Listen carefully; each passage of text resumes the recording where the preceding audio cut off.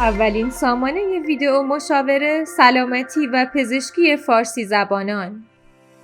بعضی از بیماری‌ها و مشکلات هستند که درد یا اذیت زیادی برای ما ندارن، اما اطرافیانمون رو خیلی آزار میدن.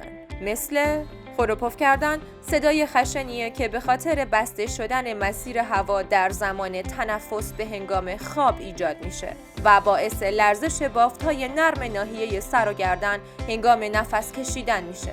تو این ویدئو میخوایم درباره خور و پف، دلایل و راهکارهاش صحبت کنیم. بررسی‌ها نشون دادن میزان مرگ و میر در مبتلایان به اختلال خواب 4 برابر بیشتر از سایر افراده، چون مبتلایان به این اختلال بیشتر در معرض ابتلا به سکته‌های مغزی، قلبی و همچنین فشار خون بالا هستند. از علل خور و پف میشه به آناتومی دهان، مشکلات سینوسی، مصرف الکل، آلرژی‌ها، وزن زیاد و سن بالا اشاره کرد. به طور کلی در دنیا اختلال خواب در مردان شایع تره و بعد از سن یائسگی میزان شیوع در زنان و مردان تقریباً یکسان میشه.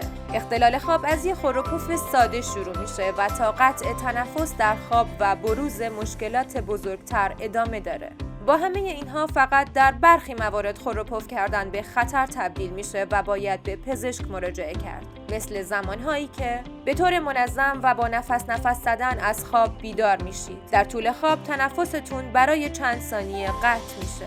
ریتم تنفسی نامنظمی دارید و با اینکه خواب کافی داشتید احساس خستگی و خواب‌آلودگی در طول روز با شما همراهه.